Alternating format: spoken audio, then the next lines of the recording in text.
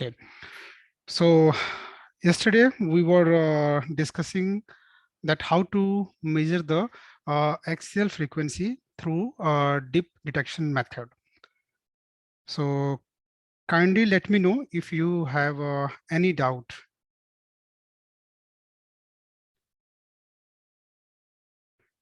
You understood the process properly, the dip detection process?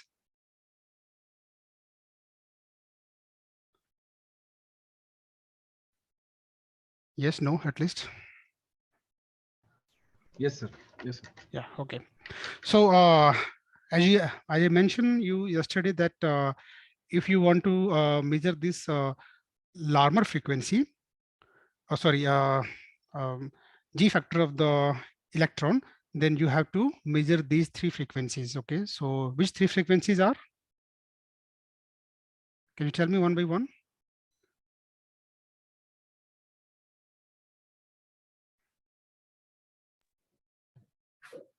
Larmor frequency and Larmor frequencies. So that is the omega L, I can say, and then three more eigen frequencies, right? right. Omega Z, omega plus, and omega negative. Okay. And this omega, to find the G factor, this is nothing but a twice of omega L by omega C. And this omega C, you have to calculate from the invariance theorem, right? That is the square and sum of these three eigenfrequencies, omega G square, omega plus square, and omega negative square. So in principle, you have to calculate these three eigenfrequencies, omega G, omega plus, and omega negative. And of course, you will also learn today how to find the omega L Larmor frequency. And yesterday, I told you how to measure the omega Z through the dip detection method. So today then we will going to concentrate how to find the omega plus and omega negative. So in the measurement of omega G, I use this XR resonator, okay? And we're going to, of course, we cannot use this cyclotron resonator to measure the omega negative because the magnetron frequency, magnetron motion is very complicated one. And because this total energy of the magnetron motion is negative. So if you try to use the resonator to detect this omega negative, means you have to take some energy out of this omega negative magnetron motion. And because of energy is negative, so if you try to extract any extra amount of energy from the magnetron motion, then its radius will go up. So its radius will increase, the motion become unstable, and particle going to hit the wall. Okay, it will be eventually lost. So that's why we cannot use resonators to detect the omega negative. And omega plus also we can't use. The reason is very obvious that cooling time of omega plus is very large, and that's not going to give a reasonable signal.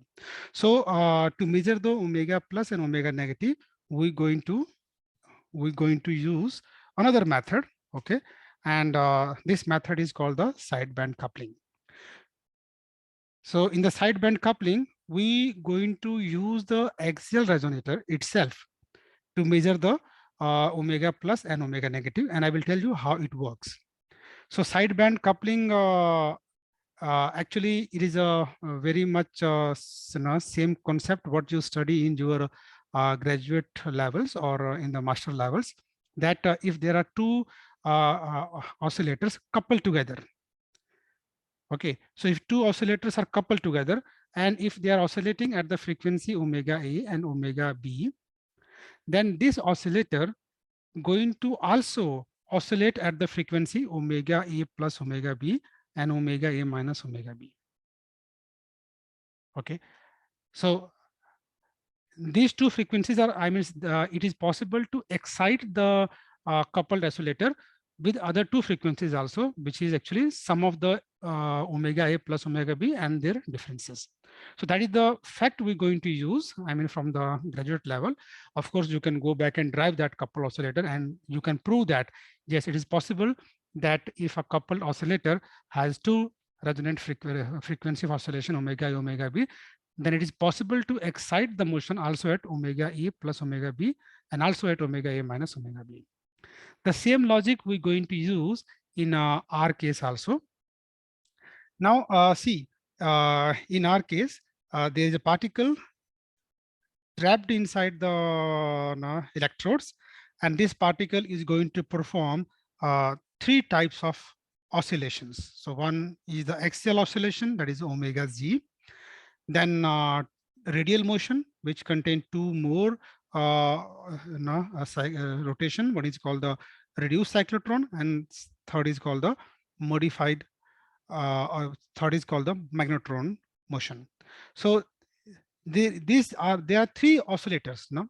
So these three oscillators are oscillating with these frequencies. No? There's one particle. So it is possible that we can couple these modes together.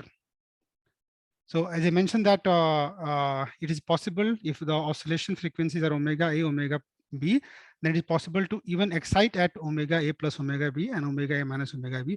Similarly, in our case, if the oscillator is oscillating with the frequency, let us say omega G, omega plus, omega negative, then it is possible to excite these motions, okay, at these frequencies, omega plus and omega negative. So, or omega plus or omega G, or even omega negative, omega plus, or omega negative minus omega G also. So we can couple, I mean, so in the first case, we can couple the omega G and omega plus. So we can couple these two motions. And if you couple these two motions, then we can couple at these two frequencies. And we can couple even omega Z and omega negative also. I mean, so we can couple the axial motion and the magnetron motion. And that coupling will be done at these two frequencies.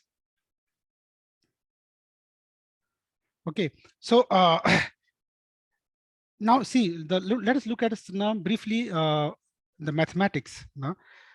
So I will going to give you example. I mean, I can take one example. Either I can couple this omega G and omega plus, or omega G omega negative. So what I'm going to take here, I'm going to take one example. So I'm going to couple the reduced cyclotron and the axial motion, and I will tell how this mathematics works. And the similar logic we can apply then for the magnetron also. So what we do then, to couple the motion, we have to shine. What we do in the punning trap, we have to shine some radio waves, okay? And these radio wave must be of a frequency omega plus or minus omega negative, or omega plus or omega Z, if you want to couple the axial and the reduced cyclotron. So what I will do, I'm going to shine some radio waves. And how I can do it, I can use electrodes, okay? So I can use one electrodes in just for the information. If you want to couple reduced cyclotron and the axial motion, then we use one of the correction electrodes now to feed this electric field inside the punning trap.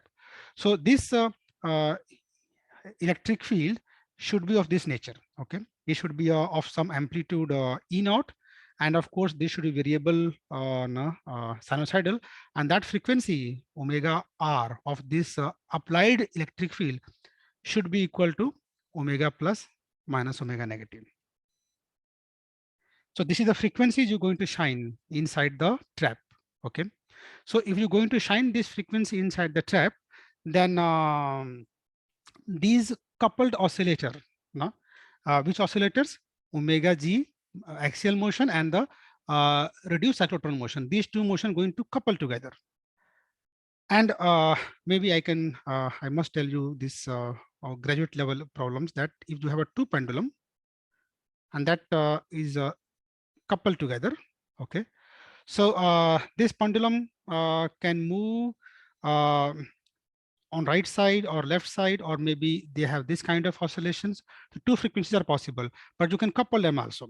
Now, if you excite this pendulum at the coupled frequency, then what will happen? You will see that this oscillator is oscillating initially, and this will be at the rest. So this will keep oscillating, and then you will see that its oscillation amplitude will go slightly down, and then its amplitude will go slightly going to increase. Then this will further go down, this further goes up, this further goes down, this further goes up. After some time, this oscillator will be at the rest, and this is going to have a oscillation with the largest amplitude. Then in the next cycle, then this amplitude will go down, then its amplitude will increase. Then this is how it's going to happen.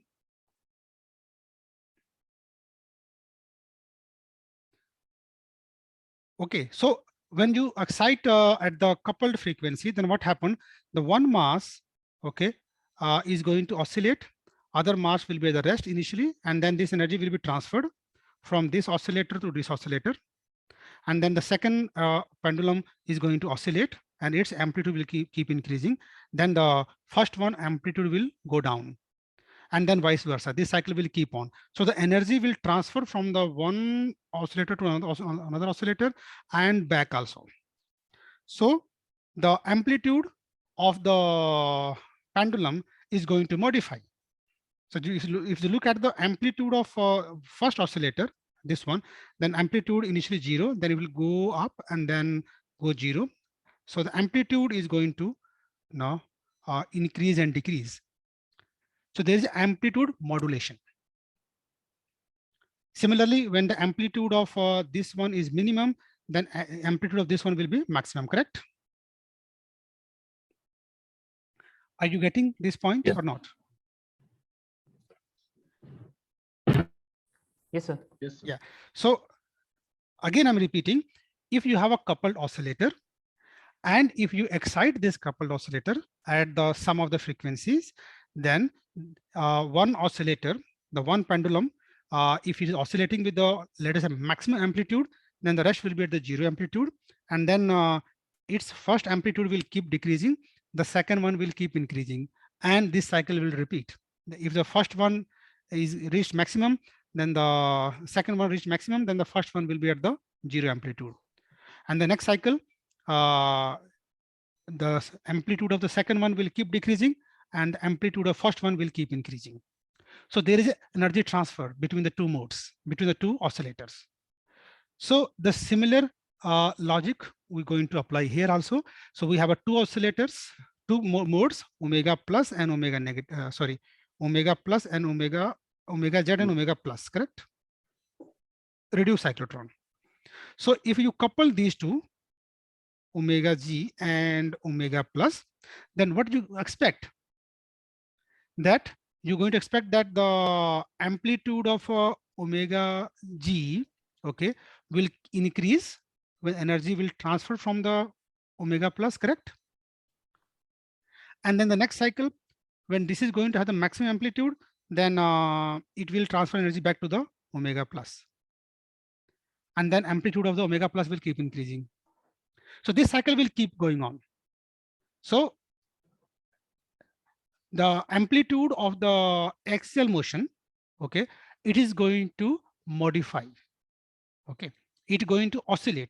The amplitude of omega G or axial motion is going to modify. It will increase and then decrease. So I can easily say the amplitude of EZ here or AZ, this is going to have this kind of motion.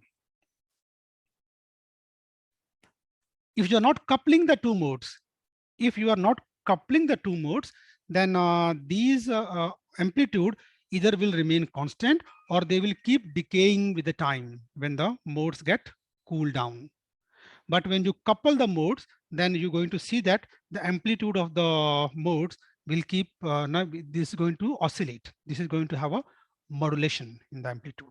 Clear this concept? If logic is clear, then rest part is simple mathematics and you can easily do it.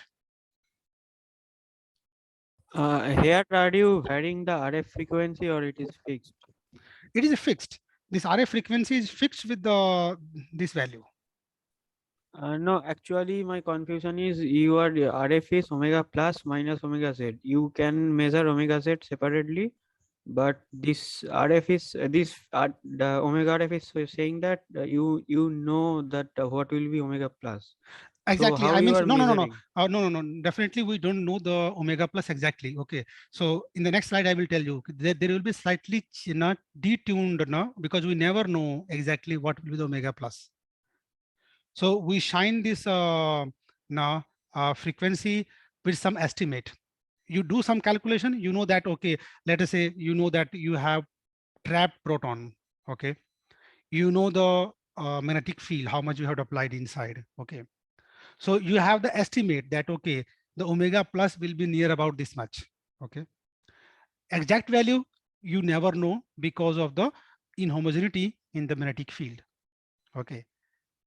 So you do a prior calculation, okay, or maybe what you can do that even if you don't know exactly, then you can do the cyclotron, okay, resonator to detect the cyclotron frequency, I mean omega plus separately, and then you can get the estimate how much value it is going to be. It is not going to be accurate, but you will get some estimate what omega plus going to be, and whatever number you are getting, that number you can take, and of course omega g, you know, that number you can take and you can shine this frequency.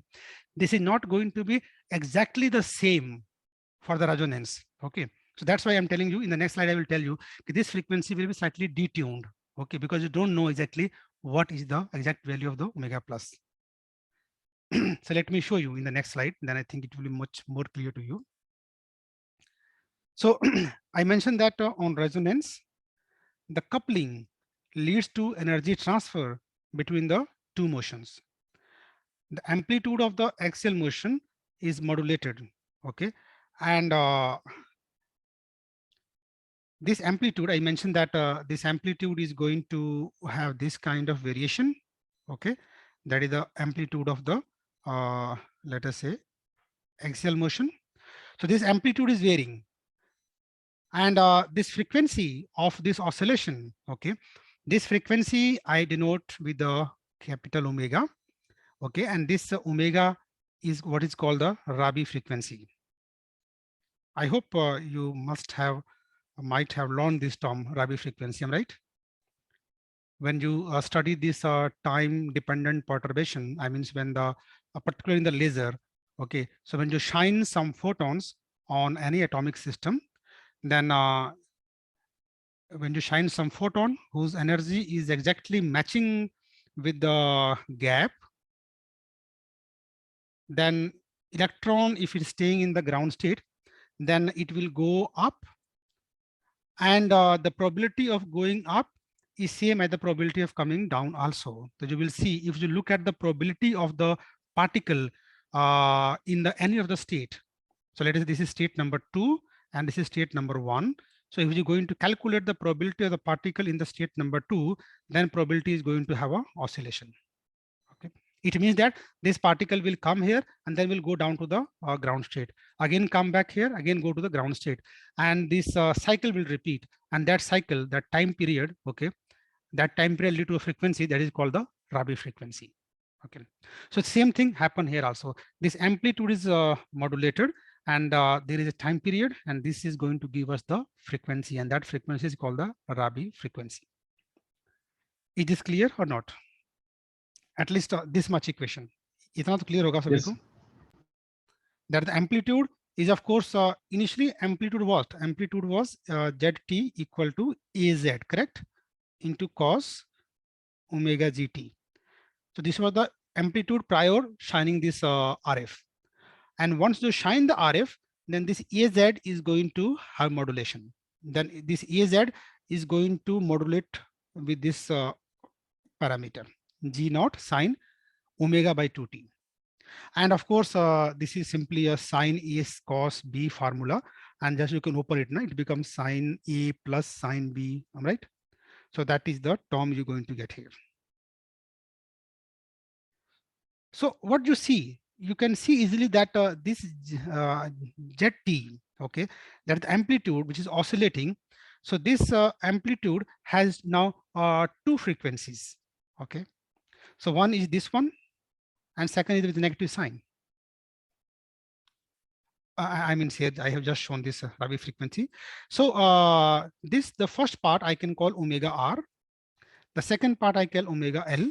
So what you see that this axial motion, okay, this axial motion is going to oscillate not with one frequency, but now with the two frequencies. Okay. It is clear or not? Yes, sir. So one is omega R and omega L. Okay. It has its own frequency omega G, and also it is going to have two more frequencies, omega R and the omega L. And now if you see,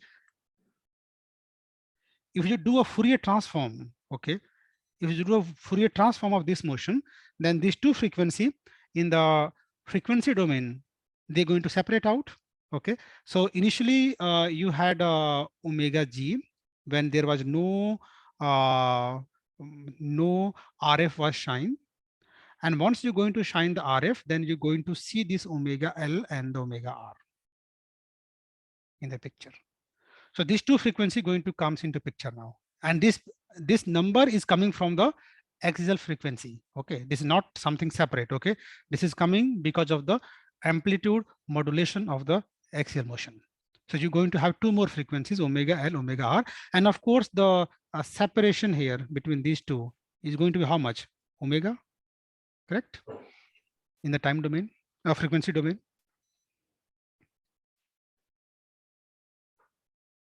Is this clear or not?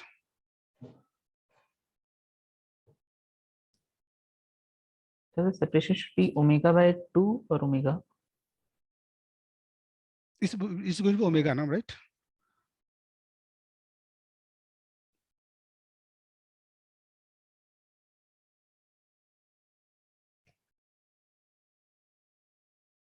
No, that's you're right. It should be omega by 2. Yeah.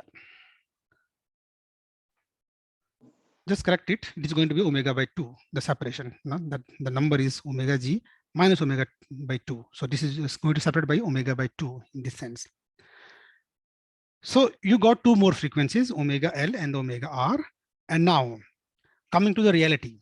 This was the case when you have exactly the same frequency. And as you mentioned that we never know omega plus exactly. So we never know exactly what will be the RF now. So there will be slight detuning in the frequency. So since we don't know exactly what is the frequency, then we slightly produce this RF, which is not exactly equal to the omega plus. I mean, in reality, it should be this much, correct? Omega plus minus omega negative, omega G. But there is some factor in between now, okay? So that factor can be maybe some detune frequency, let us say delta plus, that is the now offset you're going to have in the frequency because you don't know exactly what is the number. So that offset, let us say delta plus is there, okay? So in that condition, when you're going to calculate the Rabi frequency, this is going to be this much.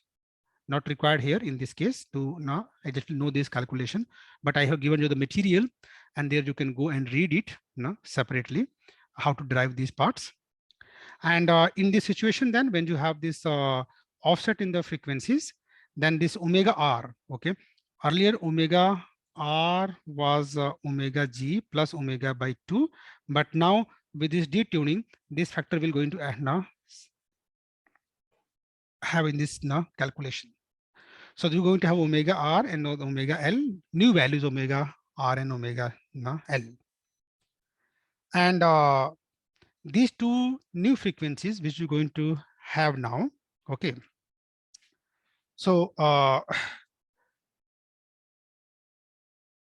from here, you can calculate the omega plus. It is possible. I mean, so you can simply add these two terms, okay. And if you add, let us say equation number 1, equation number 2, if you add these two together terms, then you're going to have what? You're going to have a omega R plus omega L, okay. And this is equal to how much? Minus delta plus, correct? This is the quantity and 2 time, right? Sorry, 2 times omega g, and omega plus and omega plus will cancel out, and you're going to have a delta plus here. And you already know from this equation. So you got this delta plus. So delta plus will be twice of omega g minus omega r plus omega l. And from this equation, you see, from this equation that is called star. So from there you can calculate. Now you can put this value delta plus there. So this become twice of omega z and minus omega r plus omega l.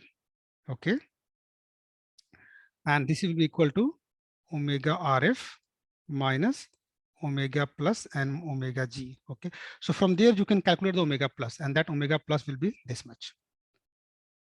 So this omega L and the omega R, you know already, no? Because this frequency will going to split, no, in two parts.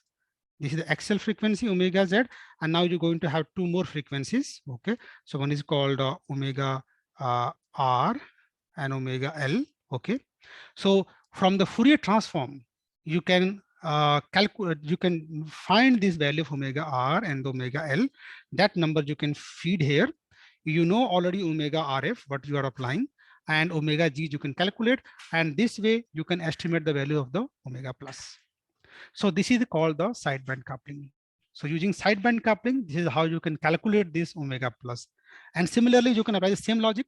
If you want to calculate the omega negative, that is the magnetron motion, then you have to couple magnetron and axial motion. So you have to apply another frequency, delta RF, okay, with the sum of these two, omega plus and omega G, and then you can do the same procedure, and with the same procedures, you're going to end up with this equation then. So in the sideband coupling, then you can easily calculate omega plus and omega negative. And then you can use this invariance theorem. So you know the omega plus, you know omega negative. You also know omega G, so you can find the omega C.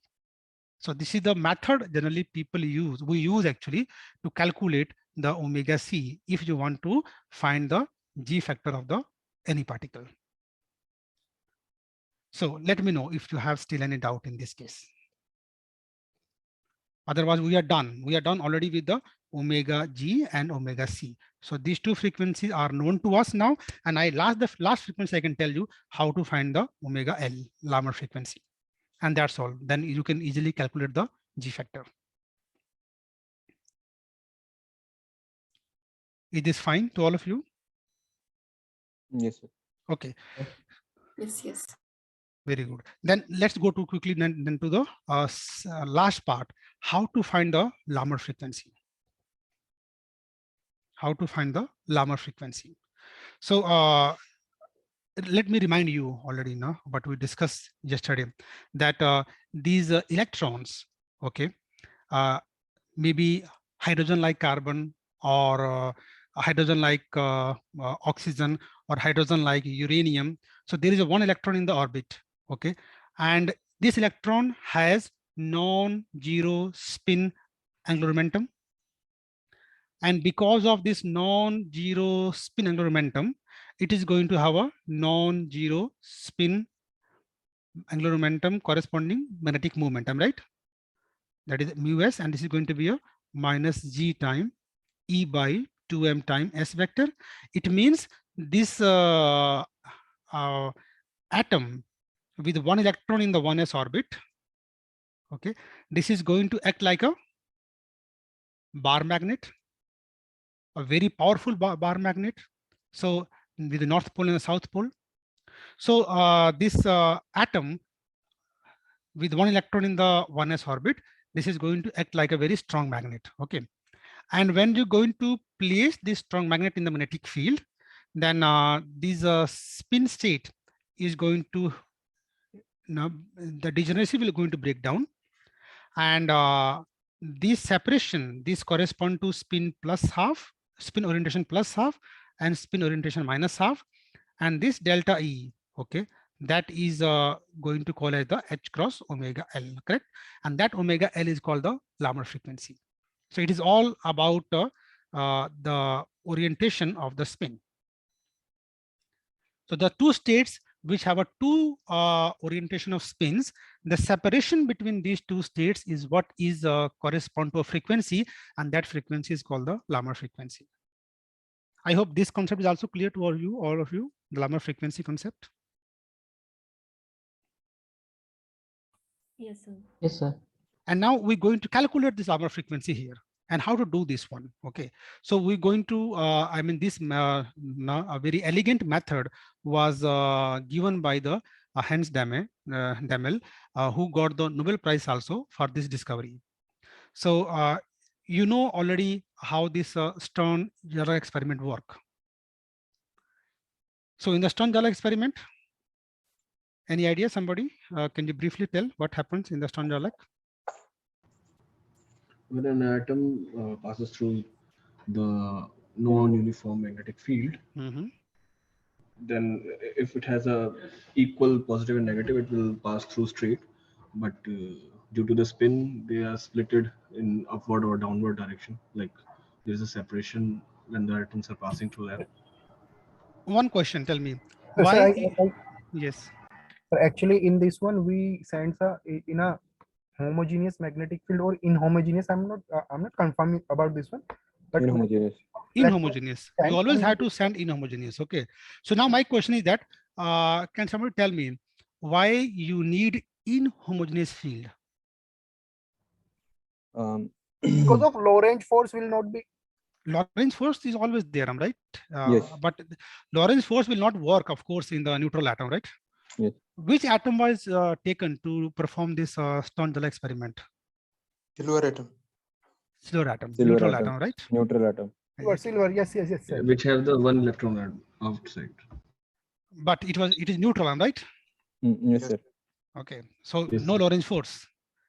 That was the idea at that time, not to pass electron through the Stern-Gerlach experiment, because it is going to have a Lorentz force.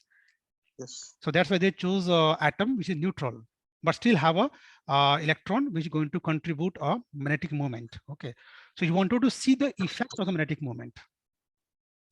Now let me tell you, because that inhomogeneity is very important. Okay, if there is no inhomogeneity, then what will happen? There will be no There will deflection. be a continuous, there will not be two There separate will- points, sir, on the screen. There will be no deflection. Exactly, there is no magnetic force. Magnetic force. Now you know that you understand that if you place a magnet in the magnetic field, okay, and this magnet then going to have a interaction energy that is going to be mu time B, correct? And if B is constant, if B is homogeneous, if B is constant, then what is the force? Force always defined as a gradient of the potential energy, correct? Yes, sir. Now the mu is constant, B is constant, then force will be what? 0. 0. So these magnetic dipoles not going to experience any force if you pass them through a homogeneous field. So if you want to have some deviation, okay, then you must need a inhomogeneous field.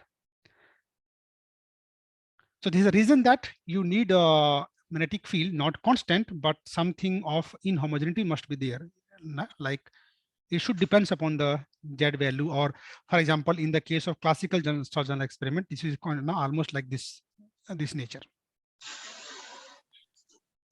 So Hans Demel, he proposed that we can use this Stern-Gerlach experiment to determine the Larmor frequency. And what he did a very elegant method. Now look at the electrodes here. Okay, so in these electrodes, magnetic field is uniform, right? Like this way. Ye region dekho. In this region, the magnetic field is uniform.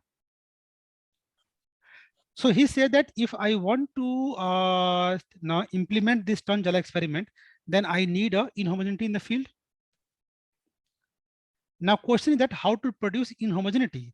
So what he did, he made one of the, now look at this electrode, okay, this yellow one, okay. So instead of now making this electrode of a copper, he used nickel material. So he used nickel material. Nickel is a ferromagnet, correct?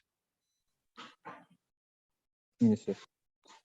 So I also told you, I think earlier also, if there is a, magnetic field, okay, and if you just introduce a material, okay, which is a ferromagnnetic material, then what will do? It will going to attract the field lines Yes, sir. toward itself. Then Bottle you can shape. see that it is going to create a bottle shape. Okay. What they did, no, they made one of the electrode is of a nickel. And if you make a nickel material, so for example, now if I show the cross section of this nickel material, so this is nickel, okay, and then the field lines are like this way, they are passing like this way. So instead of now having a complete material, okay, he made a ring. And now what will happen? This ring, they're going to attract the field lines. Then the field lines will going to have this nature.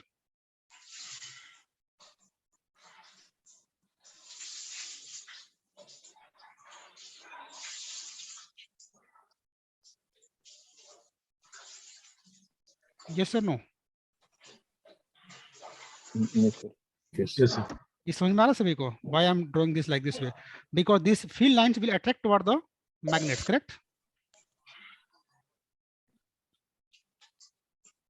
And Yes, as a sir. result, if there is no nickel here material, then this magnetic field lines will be homogeneous.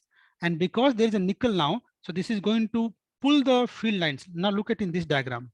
Okay, so the field lines going to be pulled by this magnet. As a result, inside you're going to have this kind of inhomogeneity.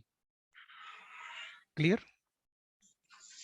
So just by replacing one copper electrode with a nickel electrodes, nickel made electrodes, you can create this inhomogeneity.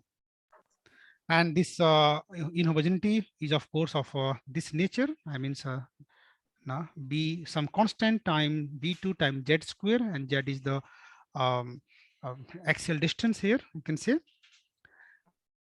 So you understood how to produce inhomogeneity in the trap? Yes or no? Yes, sir. Yes, sir.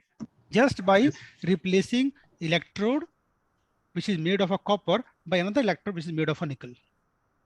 And now see, you have the inhomogeneity field inside, okay, and in this inhomogeneous field now you're going to place the magnet, you're going to place, so there is a field here, so in this field then this magnet is placed, that is called the atom. So when you're going to place an atom of the magnetic moment, let us say mu, okay, then the interaction energy will be going to be how much? Minus mu dot b, correct? And then the force you can calculate. So this force will be this much, gradient of this quantity. And of course, only z component will survive here. So I can call mu sz into b. You can use mu z also. Okay. I'm using mu sz, but just to make ensure that we are dealing only with the hydrogen-like atom, and electron is in the s orbit. So the contribution in the magnetic moment is coming only from the spin, not from any other L value.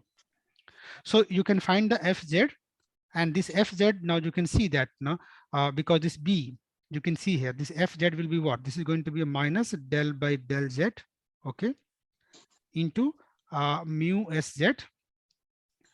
And this minus term here, actually it should be plus here, right? It will become plus, and then you have a B naught plus B2 times Z square. I'm right? Is clear है सभी को? Yes, sir. And when you differentiate this quantity, then what you're going to have then? You're going to have a mu Sz and twice of B2 times Z, correct? This is the value you're going to see here. So this is the force appears because the atom, this ion or this electron find themselves inside a non-homogeneous field. And this force, this magnetic force, going to add up or subtract in the axial electrostatic field. Now you see that now there is already a field here that is called Fz. maybe you can call FMZ this one, just to distinguish that this is the magnetic force. Electrostatic force जो है वो भी आपके पास present है, और वो कैसे निकालते हो आप? From the potential, am I right? So potential is how much? V naught by 2d square and 2g square minus x square minus y square, and this Fz will be equal to how much? Tell me.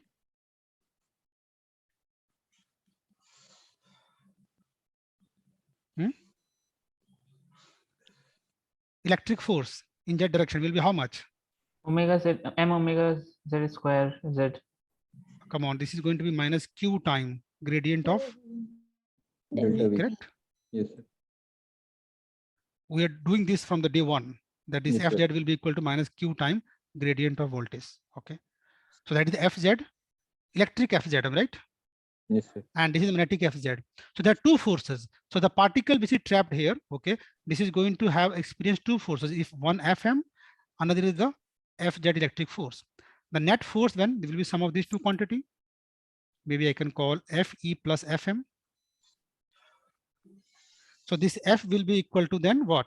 This is going to be minus gradient of potential and plus this quantity mu Sz and twice of B2Z.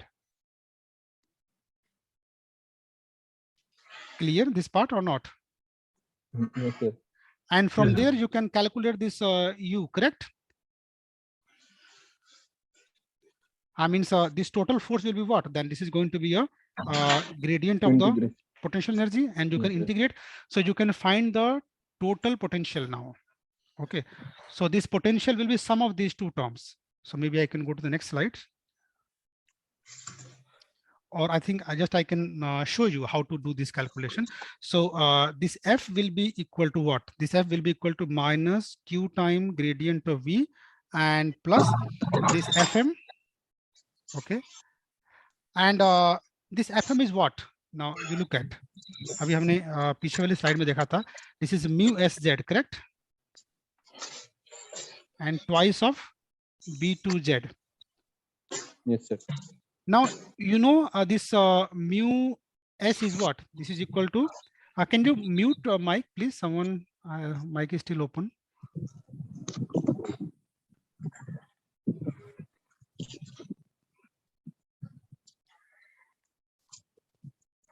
Okay.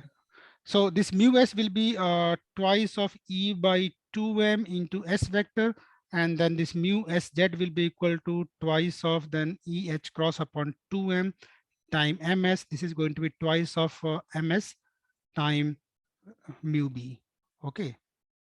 So this quantity then here, it is going to become with a minus sign here, with a minus sign, this become minus, this become minus 4 time ms time mu b time b time z. Are you getting this equation or not? Yes, sir. This is magnetic force, and Q time delta we already know. Okay, so if I take a real potential now, the real potential will be how much? V naught C2, correct? Upon 2d square. I mean, you have to take into this and C2 term also in the calculation, and Z square minus rho square by 2. And if you calculate this Fz, I mean, it's minus Q time gradient of V, that is going to be a what? Minus Q time V naught C2 upon D square into Z, correct? With a minus sign. I hope it is clear also. So why have you not put in mu, while calculating mu Z, you have not put the Landis Z factor? You have directly put 2. Because you don't know exactly the G factor value here, okay? So it is just estimation here. So that's why we're using this not 2 factor in the calculation. And later on, we will use this to calculate the G factor, G value then. Okay. So the net F will be equal to Fe plus Fm. And this value then become, see here, this is going to become minus sign. You can take it out. This become Q time V naught times C2 upon md square. That is the equation of motion. D square upon dz square, dt square. And then here, it will be become minus minus plus 4 time, okay, ms time mu b and time b and z. So this whole quantity then become the frequency, correct? This is the new acceleration frequency, XL frequency. You can see that the new XL frequency omega z square actually becomes what? This becomes Q time V naught C2 divided by MD square and plus 4 time MS time mu B into B. And this MS now, you see, this MS can take two values, correct? Plus minus half. And accordingly here, then it is going to become what? It is going to become then Plus 2 or minus. plus minus 2 time, correct? This quantity. But, yeah. And of course, M will be there, right? Yes. Here also M will be there. So this will be M here.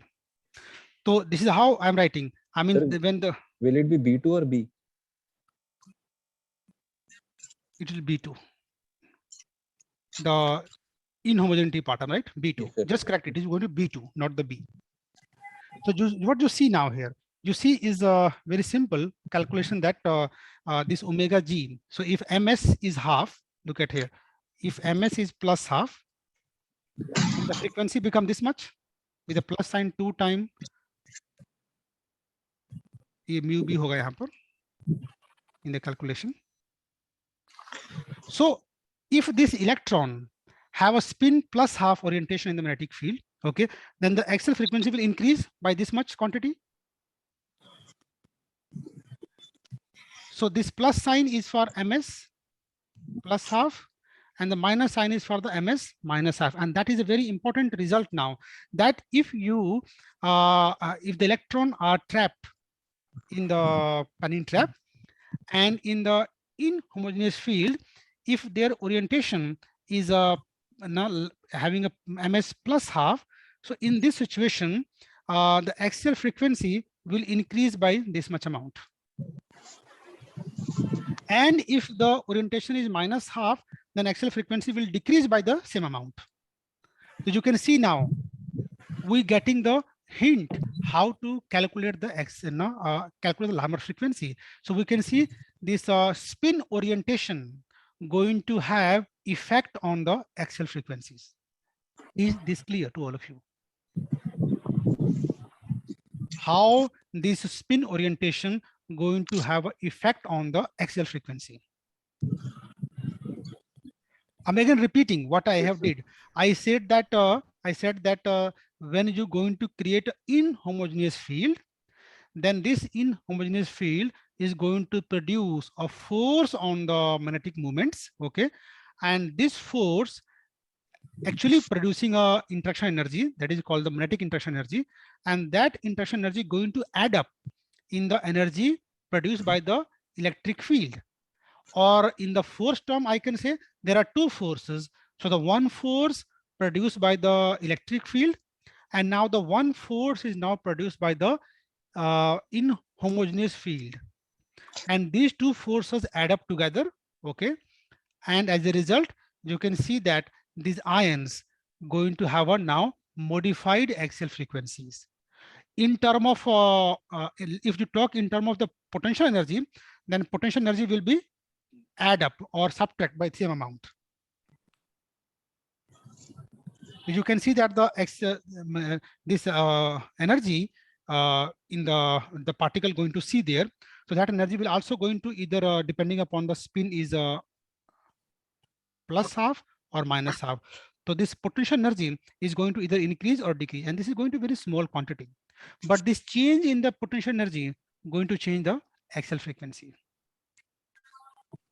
Correct? Yes, sir. That is the theme. That is the theme of now, or I can say that is just how you're going to understand that how we're going to calculate the Larmor frequency. And you see now from this equation which you have now there, this omega g, okay? So what I can do that you have omega g negative, that is a square root, and this quantity is called omega z square. This is the frequency without magnetic field, and plus you have a twice mu b and b2 divided by m, the whole power 1/2. And this omega g I can take out from this equation. So this will become omega g outside, and this will become 1 plus twice mu b and b2 into m time omega z square, correct? Into whole power. Just do a binomial expansion because omega z is large quantity, so you can afford to do it. So omega z will be equal to omega z 1 plus this 1/2 comes out there, and this becomes going to cancel the 2, and this become omega mu b and b2 and m omega g square. And from there you can see this become omega z plus mu b b2 divided by m time omega z. That is the value of omega z negative. Correct? It's a new frequency. And from there you can calculate this omega g negative and omega g. That is the delta change in the frequency, delta omega z. This is what I mentioned here, the delta omega z. Okay, so this will be equal to this much.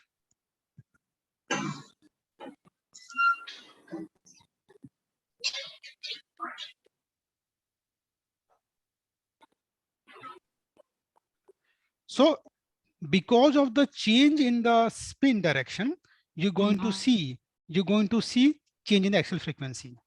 So this logic we're going to utilize to calculate the laminar frequency. And how we can do.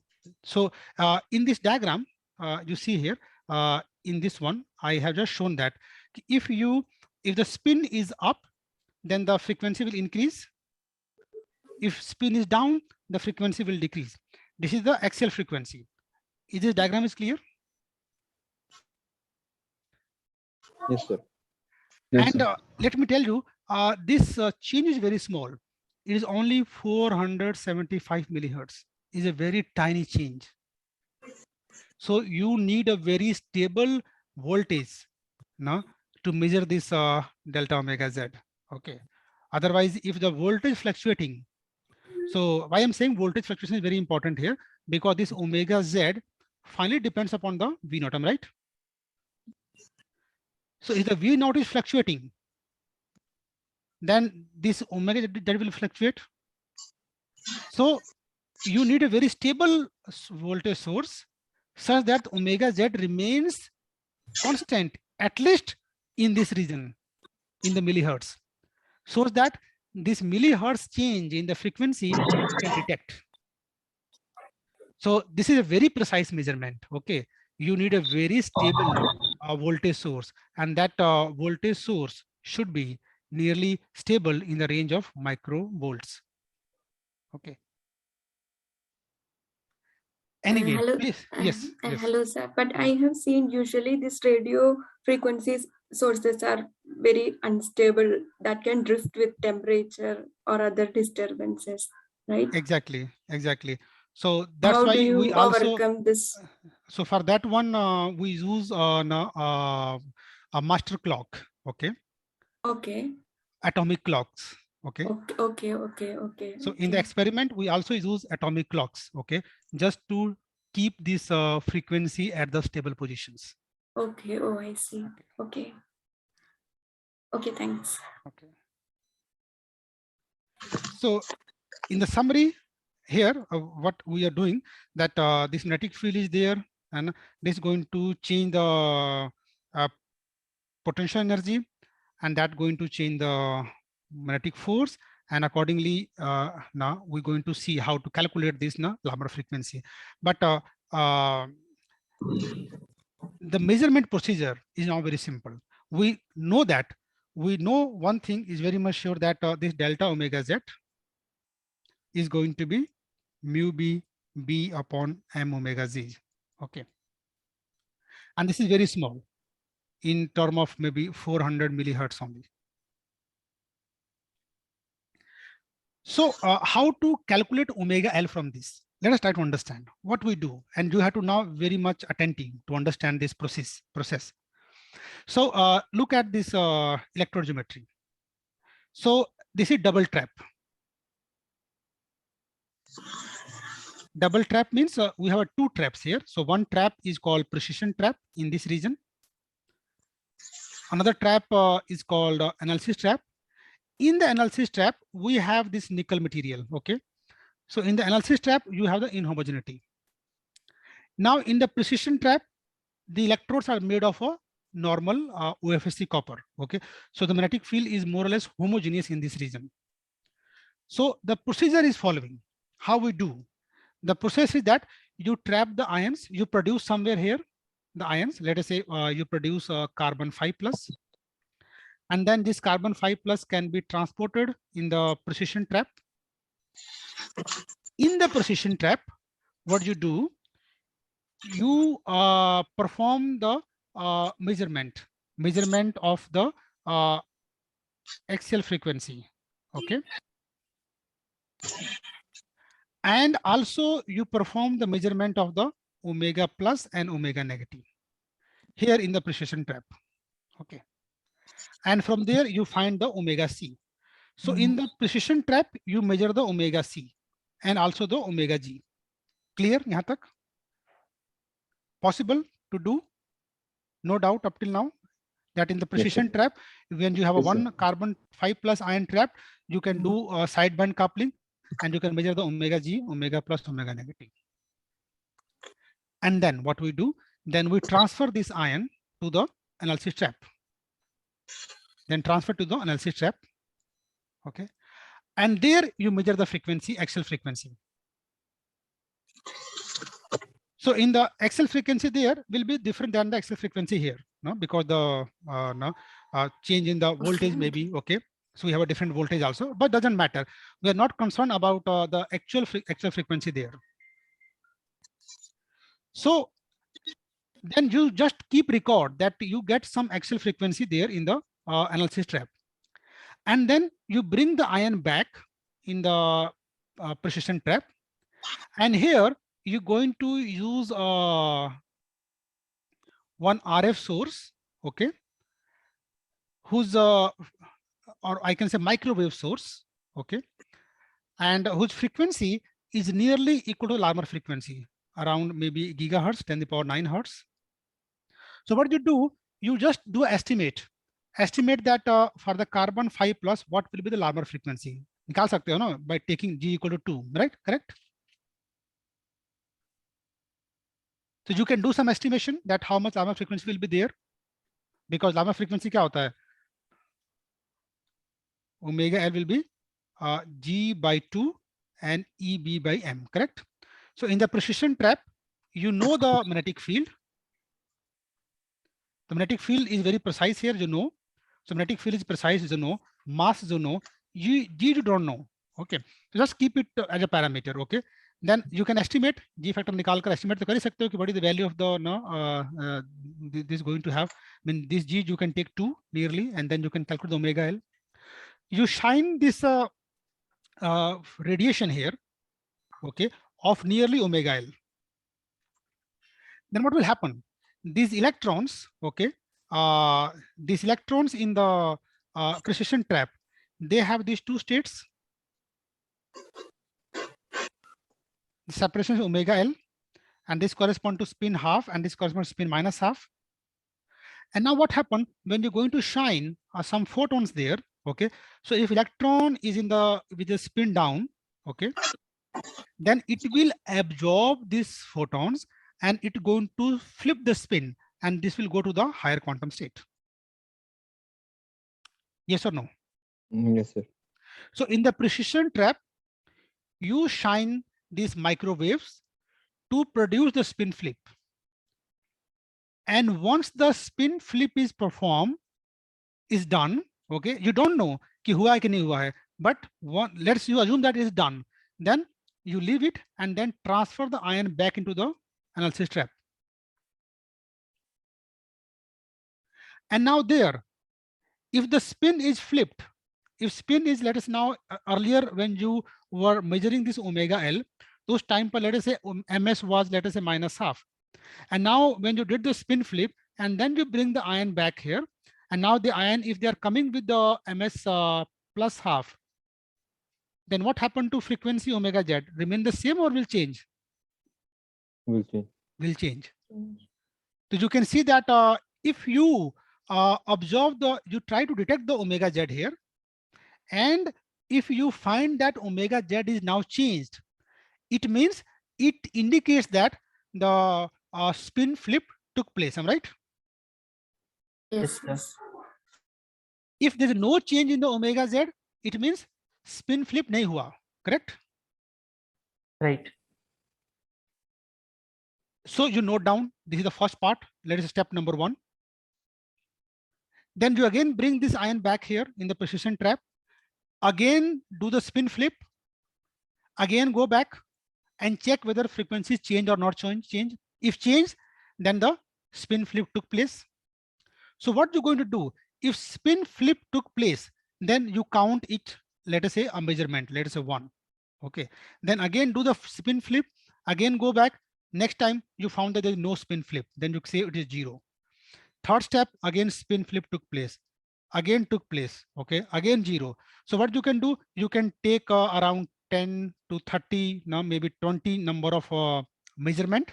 Okay, and out of 20, let us say 8 times spin got flip. So you got the probability. I'm right. Yes, sir. So the probability is how much? 40%. That probability here you can plot. So what you can do, you can change, you can just keep the frequency, Larmor frequency somewhere, Larmor frequency fix, repeat the experiment, do the experiment 20 times and check how many times spin flip took place. Then find the probability, and that probability, let us say very small, maybe 10% or 20%, you can just keep it here. Then you increase the Larmor frequency.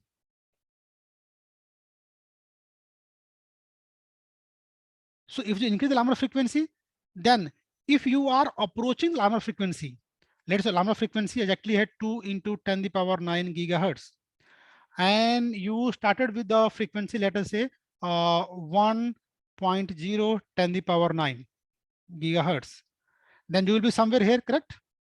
Next time you make, let us say 1.1 10 the power 9 gigahertz, then let us say make 1.2 times 10 to the power 9 gigahertz, 10 to the power 9 hertz. Hertz and hertz. So what will happen? What do you think? Probability will increase or decrease? It will increase, sir. Will increase. It will increase because you are reaching toward the actual frequency, right? So if the photons which are you going to shine here, if the energy of the photons exactly matches with this separation, then the probability will be maximum, right? You are approaching toward that frequency. So every time when you change the Larmor frequency, you do the experiment, let us say 10 times, 20 times, and then find the probability. So every time the probability will keep increasing, keep increasing, keep increasing. And let us say, then you reach to 2 into 10 to the power 9. Okay. The probability will be there, maximum, correct? And then you make 2.1 10 to the power 9. So what will happen? Probability will remain same or decrease? Start decreasing. It start decreasing because now you are off resonance. Then make 2.2 10 to the power 9, 2.3 10 to the power 9. Okay. So when you go away from the resonance, then the probability of the transition will go down. The probability of the spin flip will go down. So the probability where is maximum, the frequency where the probability is maximum, that frequency is the Larmor Larmor frequency. frequency. Time consuming experiment, no doubt. It takes 3 days, 4 days to perform the whole experiment. But this is the way you measure the Larmor frequency. Correct? So what is the relaxation time between these two spin states? Ultimately, the particle is going to return, electron is going to return back to the ground state now, which is -12, spin -12.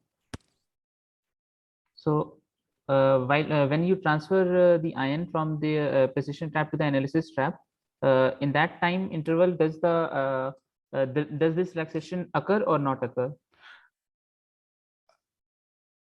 The number I'm forgetting, but definitely it is going to be, because it's metastable state, right?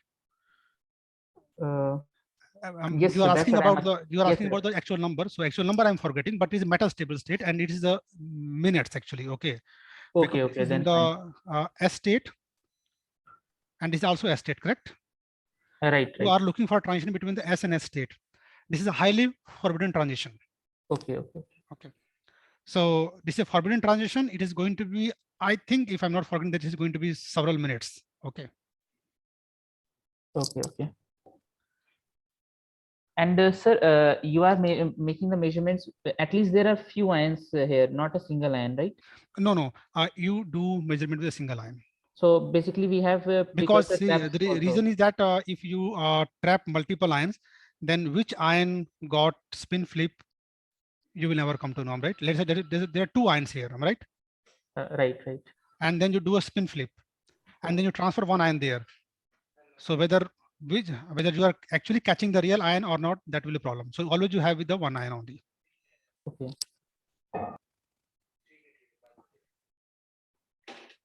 So what was the question, by the way?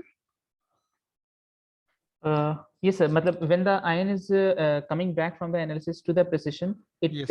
it would have if it was flipped initially when it reached the analysis trap. Mhm. Then after coming to the precision trap, it should be in the -half state in order to absorb a photon of frequency omega L. Exactly. Only, so No. In both the states, I mean, so this is what I'm trying to say, that if the particle is in the, let us say, +half state here, and then -half state, right?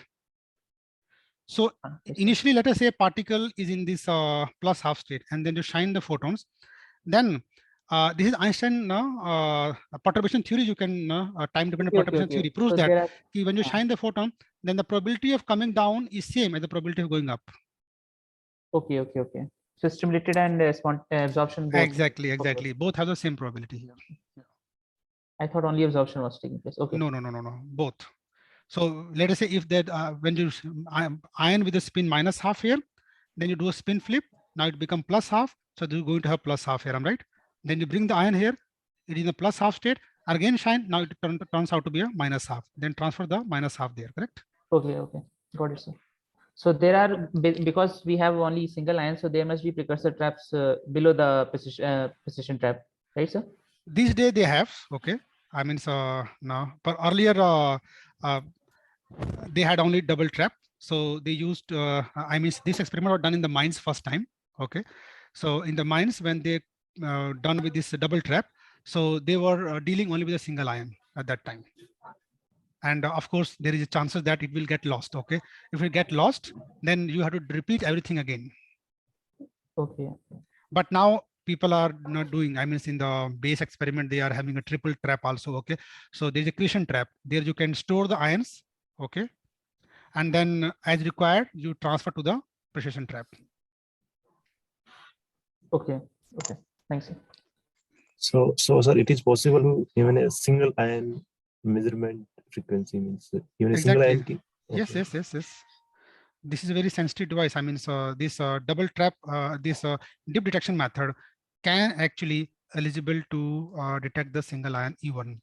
And of course, this depends upon the detection किस पर depend करता है, voltage signal, right? Because these ions finally they're going to induce some current on the electrodes, Right. and that the voltage is going to depends upon the Q time I, correct? So this quality factor, higher the quality factor, higher the voltage you're going to have.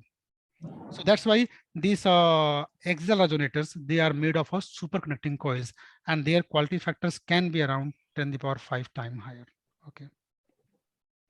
And really you can get a very good signal, because single ion when oscillate, it's going to produce very less induced current of 10⁻⁻15 amperes only. So current is very small. Hello, sir. Yes. Is this dip detection method is used for other type of traps, like Paul trap? I don't know. I also don't know. I never worked in this Paul Okay, trap, okay, so it's okay, it's okay. okay. But I hope you got the logic now, how this omega Yes, L is yes. measured now. So now Yeah, you yeah, have the sure. omega L, you have the omega C, and the rest is simple, right? So you know the omega L now, you know the omega C already. And these values, mass of electrons and mass of ions, now you can take from the already कोई data values जो मतलब NIST के पास available है, you can go and check those values. They're already with a precision of 10 to the power minus 11. Okay. Electron mass, ion mass, charge on the ions already known to you. Okay. So these numbers already known to us. So you can feed these values. These are the measurement numbers you can feed, and you can find the experimental G factor then. So this is how G factor is measured. Okay, now experiment has been done. Okay, for example, on different ions, on the free electrons, proton, hydrogen like carbon, hydrogen like oxygen, hydrogen like silicons. Okay, these are theoretical values mentioned here, and these are the experimental values mentioned here. Okay, and they are matching almost. And all the measurement you can see, it is with the accuracy of 10 to the power minus 10 near about, or 10 to the power minus 9. And of course, you cannot go beyond 10 to the power minus 11 now, because electron mass is not known beyond that limit. So even if you do a measurement here, and that accuracy is 10 to the power minus 10, doesn't matter now, because that accuracy is, this accuracy also going to matter now. And you see that the ultimate goal here now is to, I think this slide is not visible, but ultimate goal is to measure this uranium-91 plus magnetic moment.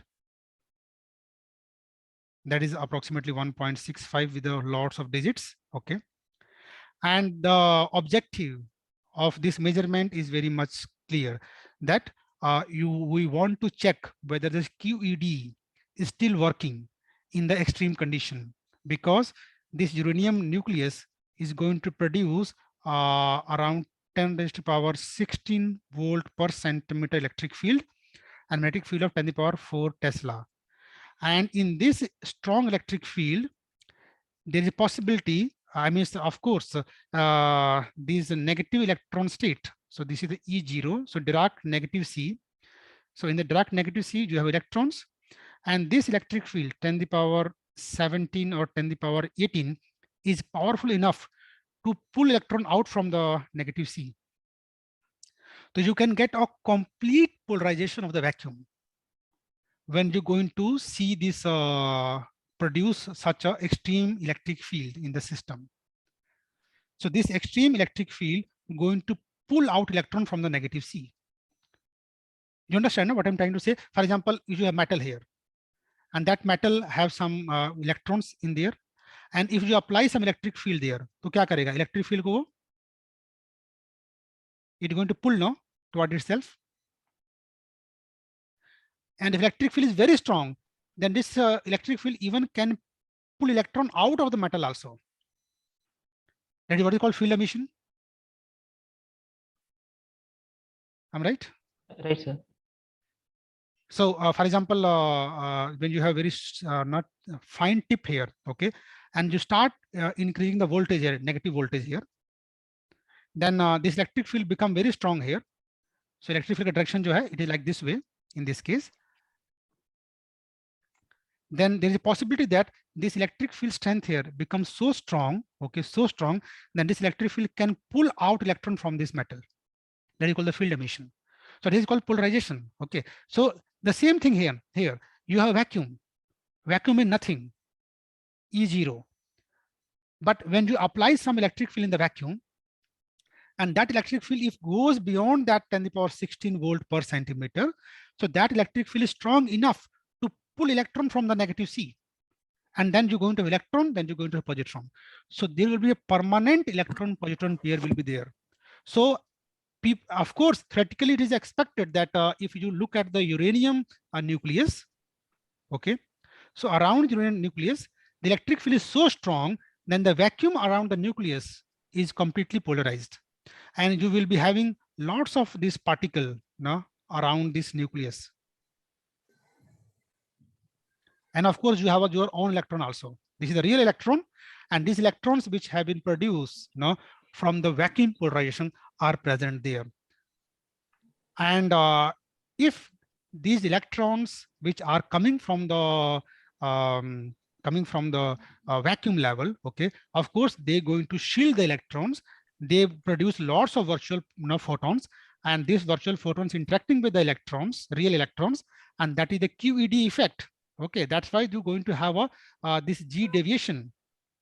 And if the value of the G factor of the uranium in this extreme electric field is not matching with the theoretical value, okay, then it means that something else is happening other than this process. And the reason I told you that if there is any limit to QED, then this limit of QED will be tested only in the strong electric field. And if they find that this value is not matching, then it means that there must be some other process taking place, and that may lead to a new theory, new physics. Clear this part to all of you? I hope so. Yes, sir. Yes, sir. So that is all about this process, and I can just show some few slides now regarding this mines, because this first experiment, okay, of the measurement of the bound G factor of the bound electron was performed in the mines. Okay, so these are some parameters of the mines. Okay, and they have this kind of trap now. Okay, so they have analysis trap, precision trap, and this portion, in this portion they create the ions. Okay, so actually this is kind of mini E-bit, inbuilt E-bit. So they have electron gun here. The electron gun is there, and this electron gun going to produce electrons, and this electron is going to hit the neutral atoms here.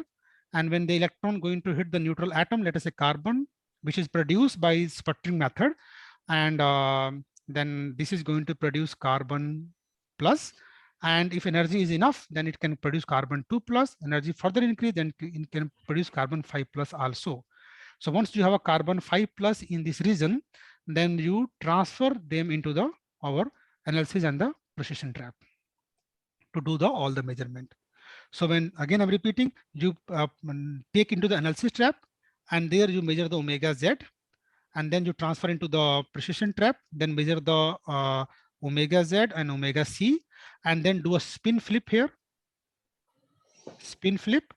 And if spin flip took place, and then bring it back into the analysis trap, if it took place, then this omega Z will be different, correct? And this is what, and how many times this spin flip took place for one particular omega L, you note down and calculate the probability and plot that probability, and the maximum probability going to give us the Larmor frequency. And in the mines experiment, this carbon 5 plus, oxygen 7 plus, silicon 13 plus has been done. Clear? Yes, sir. And similarly, G factor of the protons and antiproton measurement also has been done. I mean, so of course, I must mention that here in the mines, proton G factor also done here. This is the hydrogen like ions, but proton का भी measurement यहाँ पे किया गया था. And later on, people then thought to measure this G factor of antiproton. The same group, I mean, so this mines group was led by the Wolfgang Quint. Okay, so he was the first person who worked with the Jerry Gabriel, and he got the idea he proposed the idea of measuring the G factor of the bound electrons. Okay, and then in his leadership, then this mines trap experiment was set up. Okay, then he's one of the student of his student, Stefan Ulma. He was the student of the Wolfgang Quint. Then he under his collaboration, then started this measuring the G factor of the antiprotons, okay, at CERN. Okay, so this experiment is done at CERN now anti-deacceleration facility. So the motivation behind measuring this G factor of the antiproton is the following. Now they wanted to actually study this CPT symmetry. So the CPT symmetry says that if it's valid, no, then the particle and the antiparticle, they must have the same mass. So let us say we have a proton and antiproton. Okay. So if the CPT symmetry is valid, then the mass of the proton and mass of antiproton must be same. Charge on the proton and charge of the antiproton must be same with a negative sign. Similarly, the magnetic moment or the G factor of the proton and G factor of the antiproton must be same.